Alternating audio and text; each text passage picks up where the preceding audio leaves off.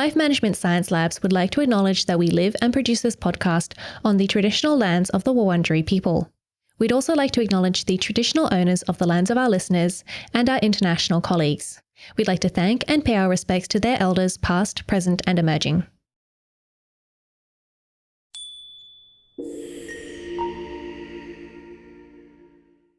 Hi everyone, and welcome to On the House, the Household Management Science Insights podcast produced by LMSL, the Life Management Science Labs.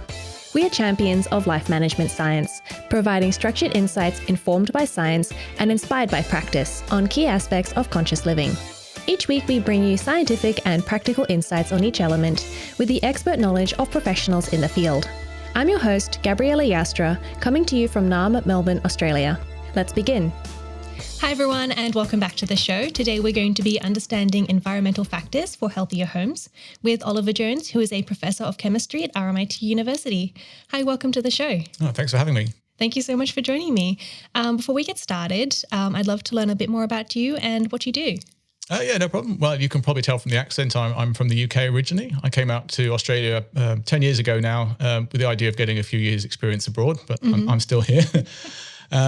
Partly because I met an Australian and got married, but also it's a great place to live and do research. I'm an environmental chemist. I work at RMIT University here in Melbourne, and my research is looking at chemicals in the environment, measuring them at very low concentrations, tracking them through the environment, and working out what effects they may or may not have on ecosystems and potentially humans. And then to do that, I also have to use some quite advanced analytical chemistry techniques. Interesting. So do you get to work in a traditional laboratory with the white walls and the lab coats? Oh, we certainly have the lab coats and the safety specs. The walls aren't always white, especially in a chemistry laboratory. They're often, I mean, they should be, but got all these burns and stuff on them. Oh, that's the organic chemistry lab. Oh, okay. They're the worst for health and safety. We won't tell anyone. No. You can always, I always joke, if you go into university, you can always tell the organic chemistry lab because it's always, my experience, the one that's got the least clean. I guess organic makes sense. Yeah. Great. So we're going to do a section called Have You Met Oliver, where we get to know you through some of your favorite things. The first thing I'd like to know is, what is your favorite book? Oh, look, I love to read. I've got loads of favorite books. When I was a kid, my favorite one was all the T.H. White stories of Once and Future King. And so forth, about King Arthur when he was young. But scientifically, I really like The Life of Genes by someone called Steve Jones, no relation, but it's just about genetics. And, it's a popular science book about genetics that I read when I was at university. And cool. Learned a lot from it. I do find genetics quite interesting. And have you watched any movies recently? No, I haven't really watched any. Well, actually, no, that's a fib. I did watch with my nephew was staying with us at the weekend and he's 9, so we watched the Mario movie. Was it good? It was good, actually. I do like how kids' movies are often made also for adults. So I find that, they're actually quite good. Oh, yeah. It's this one you could tell they put a lot of sort of gags in for the people that had grown up playing Mario that were, 40, 50 years old. Yeah, because Mario, it's been around for so long. Yeah. I grew up playing it. I'm sure lots of people grew up playing it. Yeah. Well, I grew up playing it, and now my nephew, 40 odd years later, he's growing up playing it. Yeah, wow. And do you listen to any podcasts?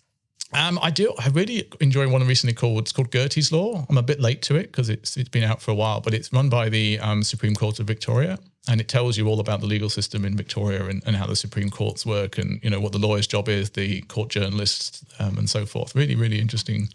Oh, that's really interesting because I feel like there are a lot of podcasts that I've listened to about the American law system. So it's really cool and I'm like, I listen to them sometimes. I'm like, I don't need to know this. I don't live in the US.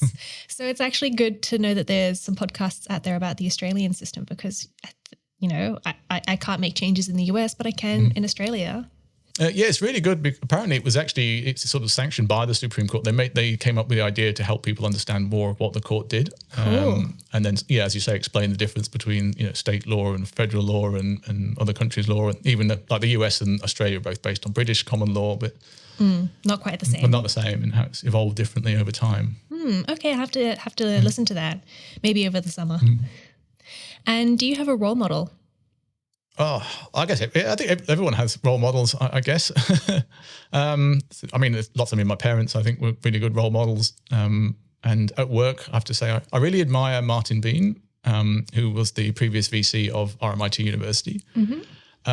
primarily because, he was so high up in the university, but he would always take the time to talk to everyone that he met and, ask them, and he'd remember everything. So he met you once, he'd know your name, he'd know what you did. He'd remember if you told him about your family. I thought that was really good for someone so high up to be able to do that and actually make the effort to do it. Yeah, I mean, I'm terrible at remembering people's names and everything about them. So I'm always impressed by people who can do that. Oh yeah, I wish I could do that. I mean, yeah.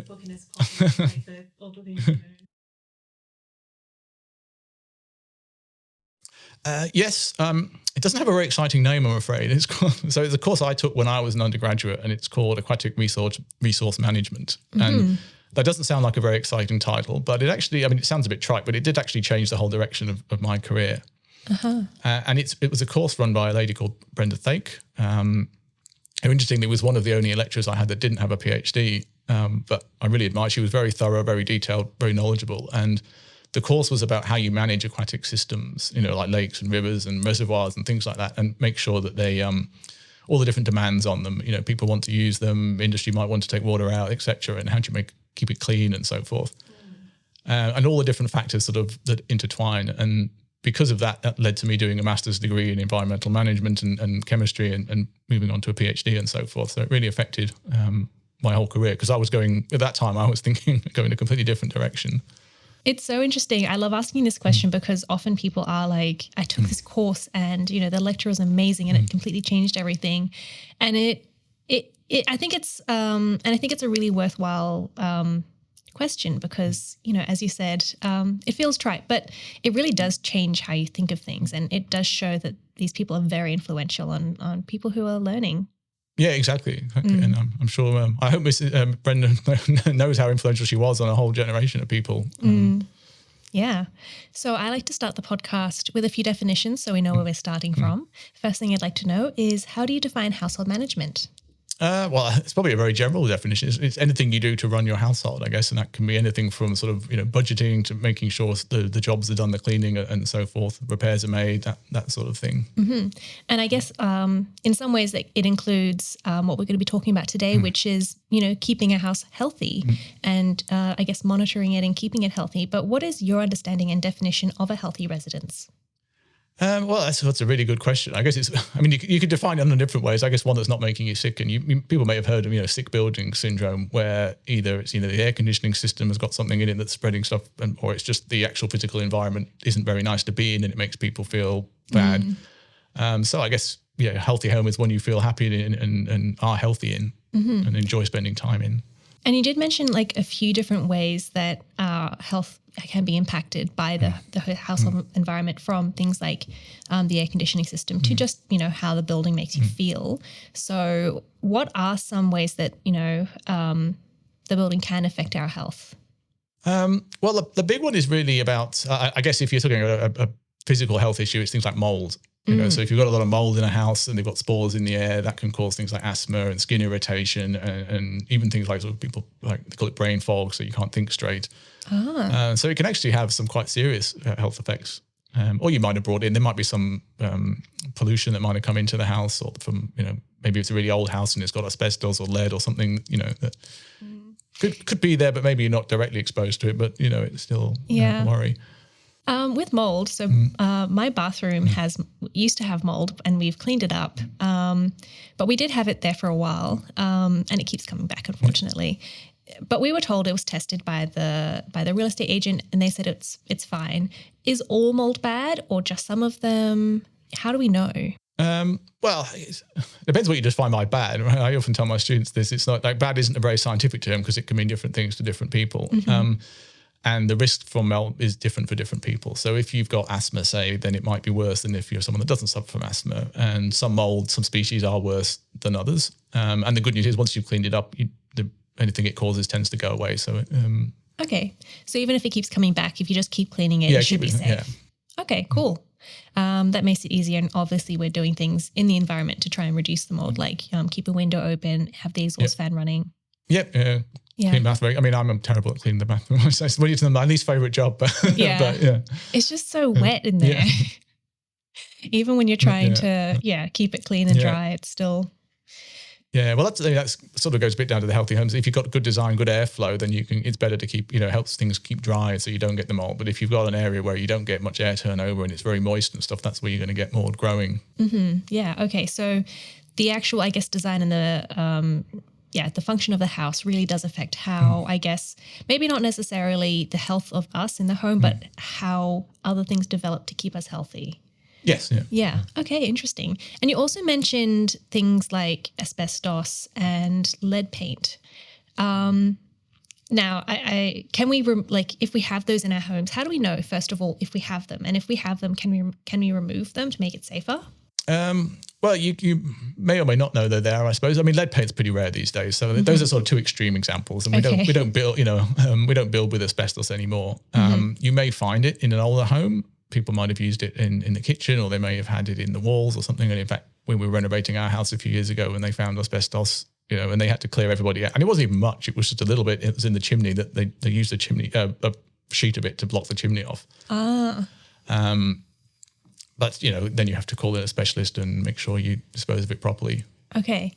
So, yeah, it's just a matter of, I guess, if you're renovating, then you have to look out for it. Yeah, and any good builder will know to, Okay. I mean, I know I'm guilty of watching all those design shows. I quite like those, and they nearly always find asbestos in old buildings. And then they've got a plan for okay, well, everyone's got to go down. We've got to put sheets up. We've got to tell all the neighbours to keep the windows shut while we deal with it. But on the other hand, it's been there for 50, 60 years and it's not caused a problem because it's just sat there rather than interacting with a person. I have heard that sometimes it's actually safer to keep it in the building rather than try to remove it.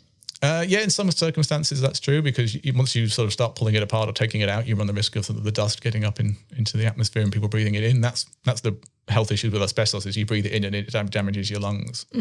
Okay. And I guess so lead isn't really a problem nowadays. Certainly not as it was in the 80s, no. Yeah. Okay. Well, that's good to know. So what are some other environmental factors which can negatively affect our health? Well, I guess it's all sorts of things. I mean, the work I do, I'm really an environmental chemist. I look at what we call contaminants of emerging concern, which are things that are present in the environment, often at very low concentrations, that either previously weren't thought to be a problem, or we just weren't aware they were there. So things like pharmaceuticals. You take a painkiller or whatever, it goes through your body, it's excreted, it goes to the sewage treatment works, it then often goes through, and you get quite a lot of lots of pharmaceuticals coming out of sewage treatment works and into the environment. And then we've got things like PFAS, the perfluorinated compounds that are really big environmental contaminant at the moment, shall we say, and lots of research going on those. But they're present, they're called forever chemicals. You might have heard of them in that term, because they don't break down. And they've been implicated in a large range of health effects. They were the subject of a Hollywood film called Dark Waters with Mark Ruffalo. But again, people tend to think of chemicals like, it's bad, it does this, but there's a lot of nuance to it. So what's the concentration you're being exposed to? If we're talking nanograms per litre, that's tiny, tiny, tiny, tiny. It's probably not going to have an effect. But then you've got all these different things at low concentrations. Could you have additive effects? That sort of thing. And some things get transported through the air. So, if you have a fire, for example, all these little particulates can go a long distance. So remember when we had the bushfires, I think in 2019. Yeah. And I think the EPA's air quality website crashed because everybody was on it checking what the air quality was. But it just went from green to red or yellow, and that that can have an effect on your health, especially if you've got a lung condition or asthmatic or something like that. Yeah, I remember that very clearly, and I think I developed a cough from that. Yeah, I'm not surprised. I remember walking down the street and you couldn't see down the street. I mean, coming from the UK, I've never seen anything like it, and it was really quite scary. Yeah, I've never seen anything like that in Australia, so I was very shocked and a bit scared. Interesting that you're saying that we can, take medications or little plastics and things and they can get into our waterways. And then I'm guessing that at that point, maybe they go through a water treatment cycle and then they come back into our water, but at low doses. Yes, so pharmaceuticals are interesting. When I actually did my PhD looking at pharmaceuticals in wastewater and how they move through sewage treatment plants. And what we found was that actually you've got very low concentrations to start with, and then they get reduced further as they go through the system, but you do get some coming out the other end. And then they're what we call pseudo-persistent because you've got a continual input. So everyone in the city is taking, one caffeine or painkillers or whatever it might be, and then you're sort of taking a diffuse source because it's all over the place, spread out over the city, and then you concentrate it up in the wastewater treatment plant, so it becomes what we call a point source of pollution. that water goes out into the environment, and then if it is then taken up again, and used for, say, drinking water, there's a possibility you might get something coming through the drinking water. That doesn't really happen with pharmaceuticals. It has been reported in 1 or 2 very rare cases. I think there was one in Canada many years ago. But if we're going to use recycled water, for example, that's a concern. Is anything coming through the treatment of that recycled water? And then if we ended up drinking it, or whether we put it on our crops, what's the risk? Yeah. I mean, would it be at high enough doses that, it could have effect on people, or if someone's taking a medication that it could affect that medication? It's a good question. At the moment, we don't know. I mean, it's unlikely because the concentrations are so low, but they have demonstrated effects on aquatic organisms of the pharmaceuticals at what we call an environmentally relevant dose. So some of the Prozac, anti-anxiety medication has been shown to make things sort of more relaxed. Either the animals, they spawn earlier, or they don't spend as much time avoiding predators, or various other things. Okay. So if we give it to animals, or if it gets into the wildlife and then they change their behavior. Yeah, they potentially could. And then what does that mean? Yeah. In terms of their long-term. So it may not be it doesn't necessarily kill them, right? But it affects their population and their reproduction or whatever. And then that might affect how the population is sustainable over time. That's scary that we're having that kind of an effect on the environment. Yeah, it is. And in fact, some of the work, there was some really interesting work done right here in Melbourne a few years ago, where they were showing that platypus actually do get a decent, not so decent, but they get about 60% of the equivalent human dose in the waterway, in very polluted waterways. Oh, gosh. Yeah, that's scary. Yeah, that was done at Monash. And then, so it's really, and it's a funny one, because when I did my PhD on it, I thought, these things are very low concentrations. They are there. I don't think it's really going to be necessarily a problem. And I sort of moved into I looked at other pollutants, but the whole field's just gone bigger and bigger since then. So I've sort of come back into it now almost. Is there anything that we can do to, prevent this? Just take fewer medications? I wouldn't recommend, if the doctor says you need medicine, take the medicine. Your health has to come first. There is a lot of research going on to how we can improve wastewater treatment to remove these things. If you do have spare medicine, don't throw it in the bin, take it back to the pharmacy. Think about how you're using, recycle. If you're using plastic bottles, maybe don't, So there are little things you can do. Mm-hmm. Okay, yeah. Okay, some small things. Yeah. But I guess this is going to have to be maybe something that researchers have to look at. And we're quite fortunate that where we live in Australia. It's actually pretty clean. It's not perfect, but it's a pretty healthy place to live, and we have a good environmental regulation. And people make a fuss if there's you can go to the government and say, hey, you're not doing a good enough job. You need to improve this, and they'll hopefully respond. I've been to some countries on my travels, like India, for example. I went there to give some lectures, and the air pollution was so bad. I was just shocked about how, and then even the piles of rubbish everywhere. The river was really polluted. It really makes you grateful for what we do have, and the fact that we can continue to put pressure on government here to make changes and improve things. Yeah, we are very lucky here. Yeah, I went to Vietnam recently, and I was in Hanoi, and I was like, why does this air smell smoky? Is there something happening? Some festival? I looked it up. They just have the second worst air pollution, I think, in the world. Okay. That's why it smelled like smoke. But are you able to talk about maybe some of the pollutants in the air that, we could be exposed to, or, how to prevent maybe polluted air, bushfire air from coming in? Well, I think the only real way you can prevent bushfire air coming in is to have fewer bushfires, unfortunately. There's not much you can do once one starts. You can't control the wind, and we can't control the rain, at least not yet. I guess the way to reduce bushfires is to, be careful when it's dry season and take action against climate change, but that's a much bigger problem. Yeah. Air pollution, mainly we look at things called PM10s and PM5s and PF2.5. And the PM stands for particulate matter, and the value, the number is how wide they are across in terms of micrometers or micrometers. So, PM10s are 10 micrometers across, PM5s are 5, and PM2.5s are 2.5 microns across. And these are small enough that they can get into your lungs and start doing some damage. So if you have a high concentration of particulates in the air, that's when you start to get, people coughing and wheezing and having lung problems. We often think of, and also that's the main thing. And is that quite common? Does that happen commonly in the home, or is that more of an air pollution problem, like as we were talking about? with like outdoor air pollution, factories, cars, bushfires? Yeah, well, in this country, it's more of an outdoor sort of thing. So like it might come through the home. That's why they say if there's a fire, close your windows and so forth. You can buy monitors these days that will, give you a reading of your carbon monoxide levels, your PM10s, your PM5s and so forth. So you can keep an eye on it. But or you can look at the EPA ratings and they'll tell you what the air quality is in your area. Yeah. In other countries, it can be something that you do in the home. So, I mean, there was a bit of a interest recently where the Victorian government was recommending you don't use gas in the home because burning gas can increase the particulate load, but generally only in a very sort of localized area near the cooker. Yep.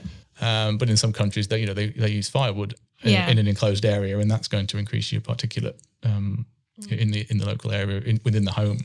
Yeah, I guess in that case, just increase ventilation. Yes. Yeah. Okay. I've been sitting by bonfires, and when the wind blows and it gets into your eyes, and I'm like, how can people cook on wood? It really hurts to actually stand near the fire. Yeah, but I guess you're usually cooking on a smaller fire than a bonfire. That's true.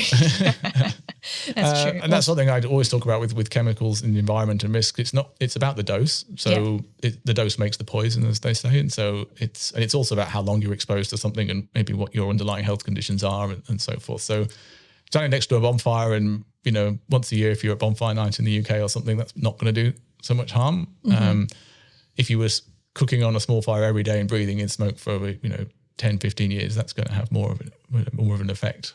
Okay, yeah. So I guess, the occasional bonfire, or I guess even the occasional bushfire, if you cannot avoid it, isn't going to do too much damage, but it's that continual, exposure.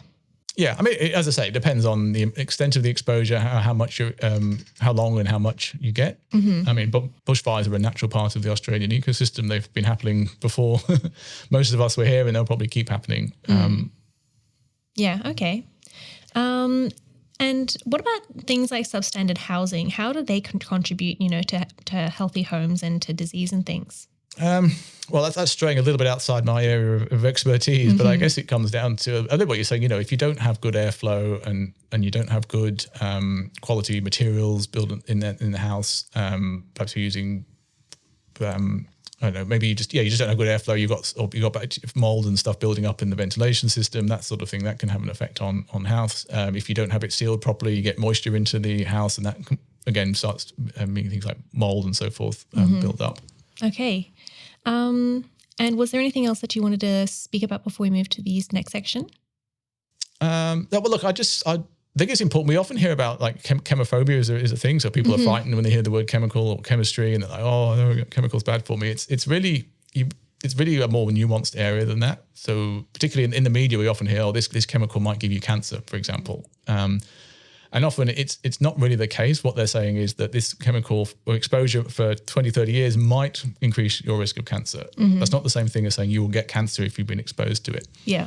And a lot of the work I do in science communication is trying to communicate the idea of risks and exposure levels and dose making the poison, et cetera. And I really encourage people to not panic when they hear about, there's always a chemical scare. And I think we're on the risk that we sort of get immune to it. So we don't pay attention because we don't balance it properly. Are there any chemicals that you've come across that you're like, that maybe are quite common still, that maybe we do need to just start removing from our lives, where the dose is quite high, the risk is quite high? Well, I don't know. You could take the risk of cigarettes. I don't think there's really a safe level of smoking. So, definitely get rid of that. But even then, you could have one cigarette and it's probably not going to do much harm. But again, it's about dose. So you can find there's lots of things in your house, probably, cleaning products, for example, that if you were to use them cleaning, they're fine. If you were to drink them, not a good thing. Yeah. So it's even pharmaceuticals. You take 2 tablets of paracetamol for a headache, but the pharmacy won't sell you 20 packets because if you take all of them, it's a really bad thing. So it's about managing the risk rather than trying to eliminate the risk, because you can't live a risk-free life, right? If you get in your car, you might crash. If you're walking down the street, you might get in a fight. There's always a risk, and people weigh up risks. And actually, I think people are actually pretty bad about, in general, because driving your car down the road, or 30 miles down the road, or 3 hours in Australia to visit somewhere in the country, that's actually quite a high risk if you weigh up like the chance of an accident compared to pharmaceuticals in your water supply, which has actually got a very low chance of causing you any problem. Yeah. Okay. Do you have any tips of like how to, I guess, become better at making those judgments? I guess read a lot. I mean, that sounds really bad. I guess just don't jump to conclusions and sort of think around the area rather than sort of when if you write a news headline, you want to sell papers, so you don't say, oh, this might cause a problem, it might not. That's not going to sell a story. But so you're right, it tends to get written a little bit more dramatically. Yes. But it doesn't necessarily. But then if you just read the headline and stop there, you're like, oh, okay, world's going to end. But then if you read the whole thing, most journalists will actually take the time to sort of explain the pros and cons of it. Yeah, I guess they're trying to get you to read the rest of the article, which is what you need to do. Well, hopefully as long as you don't stop at the scary bit. Yes. Yeah. Okay, so I guess just, keep aware of what's happening and, do some research. Yeah, and don't believe the first thing you read on Google. I mean, there's a lot of misinformation on the internet. I remember, I'm old enough to remember the time before the internet. We did have it when I went to university, but we didn't have Google, and it wasn't as easy to find things. And so, when Google first, I mean, we'd had search engines before, but Google was the first one, I think, that really did such an amazing job of being able to find any sort of information you want. And that's been really amazing for society. You can teach yourself a lot of stuff, but there's no quality control on it. So it's quite easy to find things that sound really scary and really authoritative, but they're not. And you have to be sort of looking up where's this information coming from? And is the person saying it? Often they're selling things, I find. They're like, oh, if you need to detox your life, and I just happen to have a supplement that will help you do it. Well, supplements don't do anything. I guess if someone's trying to sell you something, alarm bell should be going off. Yeah. And I'm guessing something like, government websites, that type of thing, they're going to provide you with or university websites, they're going to provide you with really accurate information. I would hope so, yes. Yeah. The problem is if you go to the EPA website or the state government website and look at, say, PFAS, the fluorinated substances, they'll say, there have been a concern, but the levels aren't too high. And that's actually true. But people think, well, I don't believe this is they must be lying because it says it's okay. Yeah, okay. It's funny how some people tend to put less trust in scientists and government than some random person they found on the internet that tells them what. Yeah. I think sometimes it's also difficult to read the articles that the government puts out sometimes, whereas it's much easier to watch a video where someone tells you what they think is the truth. Well, that's true. That is true. And I think as scientists, we have a duty to sort of help communicate the science that we do to the public. Scientists are as bad as using jargon as anybody else. It makes us, I think we're really clever using big words, but I often say the science isn't finished until you've communicated it. And if you can't tell someone what you've done in a sensible way, then what's the point of doing it? Yeah, that's true. We're going to move on to the next section, which is the practice and habits section. So I'd like to know, what is a practice you do to manage health in your home? Well, my wife might disagree, but I say keeping it clean, making sure that you've get done the dusting, particularly the bathroom. We're not careful, we get mold as well because it's quite small and the airflow's not great. So keeping it clutter free makes me feel a bit more relaxed. But again, if you're a person that doesn't like clutter and you've got clutter, that stresses you and that can affect your mental well-being. Yeah, that's true. With cleaning and decluttering, do you have like a recommended time frame you should be doing, or just whenever you feel like it needs to be done? Well, I guess it's when you personally feel. I mean, I do it once a week, but that's, people are different. So I think what works for you basically, and I won't say fortunate, but I don't have children, so that gives me a bit more time to do stuff. Whereas if someone's got 4 children and they're trying to manage them all going different places on a Saturday, the last thing they want to do is clean. So don't feel bad. I mean, I'm just saying, but but I think in general, keeping things clean, organised, and not bringing in things, random stuff into the house that you don't know what it is. That's Okay, so we're going to move on to the open mic now. So this is where you get a chance to talk about something that you're passionate about. It can be related to our topic, but it doesn't have to be. What did you have in mind for today? Well, I thought I might talk about science communication. I mentioned it briefly already, but if you were to Google my name, you'd probably if you do a Google News search, you'll find a lot of articles with my name in it, because I do a lot of media engagement work when I'm trying to explain science. Either I'm explaining some of our research, or I'm commenting on other people's research and trying to sort of make it into a more publicly understandable format, or comment on the risks. So, for example, I spent a lot of the time this year talking about artificial sweeteners and the risks of artificial sweeteners, because aspartame was classified as possibly carcinogenic to health by the AIRC, International Association for Research on Cancer, which comes under the WHO. And of course, people say possibly carcinogenic. That means they are carcinogenic. Oh, I'm going to get cancer if I drink Coke. Well, that's not the case. And trying to translate what was actually said, which was under very rare circumstances, this possibly might cause cancer, and therefore we might want to just look at it a bit more, which is what they actually were saying, as opposed to Coke causes cancer, which is much more, sells a lot of headlines, but isn't true. Yeah. So I think communicating science to the public is very important. Getting accurate information into the media is important, and that's something I do spend quite a bit of time doing. Yeah. I guess, what is your favorite thing that you've kind of spoken about recently? I don't know the favorite thing. One thing I really enjoyed doing recently was something called peer review, which is a comedy. It's stand-up comedy, improv stand-up comedy, based on science. So every month they get a scientist in, and they ask them questions about their research, and then they do a sketch based on the research. Okay. Improv, which is a really fun way of just taking science in a different direction, I guess. Is this like live? Yeah, it's all done live. A comedy event. It was a sort of above a pub in central Melbourne. But yeah, look up peer review and you'll find it. It's really, Yeah, that sounds really fun. Because I mean, science communication, and I think it's fun, but also I think we like making fun of everything. Yeah, that sounds great. And you were saying that, with science communication, it's about talking to the people and making sure that people understand what is actually happening. Yeah. That's really good. Because, obviously all the information's out there for a reason. But if we don't know what that is, what's it doing there anyway?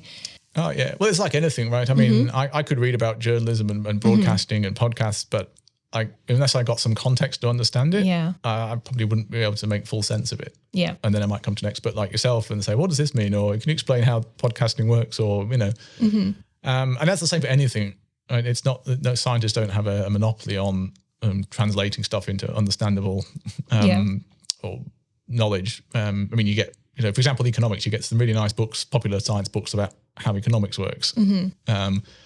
Which I did environmental economics when I was a master's student, but a lot of it didn't go in because it's quite complex. But I think it's important to, and also I've been trained, I've spent a lot of time doing the research. I've been trained how to think like a scientist. And actually putting that, if you're reading it, just if you read a scientific paper, for example, or someone's telling you XYZ causes cancer, you don't have that background, it's helpful to have someone helping to translate it. Yeah. Do you have any tips for people if they are reading it and they want to communicate in a better way, or for people who are, lay people who maybe don't have the experience to read these scientific journals, where they can get the information? Well, there's lots of really good science podcasts.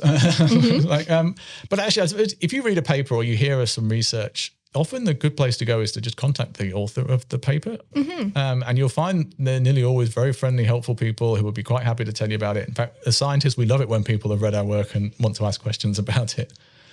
So I think that's it. You can always find, every paper's got like the contact author's email and phone number. Just contact people. Or if you're just curious, a lot of scientists are very happy to talk to people in the public. I think that's really, it's kind of fun. I mean, so I did psychology. I had to, do a lot of, writing reports and stuff as practice. And all these people, they sound very fancy, and you're like, oh, this, don't so good at their job, and they do all these things. They don't have time for me, a lowly student. And then I've talked to all these experts who are like, just contact the scientists. They're happy to talk to you. And it's kind of fun that is something that they're happy to do. Well, most of us are educators as well, right? Yeah. So we do our research and we do our teaching, and we enjoy both. And it's, so we're used to sort of getting difficult questions, and I always tell myself, there's never a silly question. It's just a bad explanation, right? Yeah. You're exactly right. I've found, even when I was a PhD student or a postdoc, a junior postdoc, and you'd see these professors come, that's Professor so-and-so, he's the best person in this field, I can't talk to him. And when you actually ended up talking to them, they were quite cheerful and they're just a normal person. I think it's kind of like with celebrities, except at least in my mind, I write all these papers about this really specific scientists and read all their papers and what they've done. And then you actually think about talking to them. You're like, oh, I can't, how can I talk to them? You're a bit starstruck. And then they're just normal people. Yeah, exactly. Yeah. Maybe I'll have to write to some of my, the scientists that I've cited in my articles sometime. Yeah, well, you never know. I mean, the worst they can do is, my dad always says, if you ask politely, the worst they can do is say no, and then you've lost nothing. That's true. I remember when I was an undergraduate, I had to do this semester-long report on a particular, you had to pick one plant and one animal and you had to write about them. And I happened to have read this article in National Geographic about, what do you pronounce this from? They're called nunataks, which are basically it's where a mountain sticks up through an ice field in the north. It's usually northern Canada. So you've got a bit of a mountain, there's ice everywhere, nothing, it's essentially desert because it's all frozen. And then you've got this little mountain sticking up and there's some animals there. And they mentioned the person that was doing the research. He was in Canada, I was in the UK. And I thought, I'd really like to know more about this. So I looked him up and I emailed him and he was super helpful. And he sent me, here's a photo I took when I was there. These are the animals we found. This is why it's in it. Some random student from a different country and emailed him but he was really happy to talk about it. Yeah, cool. And I've never found a scientist that, like, I can't be bothered doing this. They're really always happy to talk. Oh, that's great. And if people want to come and talk to you about your work, how can they find you? Oh, well, they can easily find me if they do a quick Google, Oliver Jones, RMIT, my name will come up. I'm on X, or formerly Twitter, Instagram, Mastodon, Threads, and TikTok. Great, thank you. We'll put those links in the show notes so everyone can find you. Thank you so much for talking with me today. No, thank you for having me. It's been a pleasure. You've been listening to On the House, produced by the Household Management Science Labs, a division of LMSL, the Life Management Science Labs. More episodes like this from across 10 life management perspectives can be found by searching LMSL on Apple Podcasts, Google Podcasts, YouTube, Spotify, and other podcasting apps available on your smart devices. If you enjoyed this episode, please consider rating our show, sharing it, and subscribing to our channel, as it helps other people find it so we can grow and bring you more quality resources. More of our work can be found on our website at hm.lmsl.net, where you can join our movement. I'm Gabriella Yastra. Thanks for tuning in.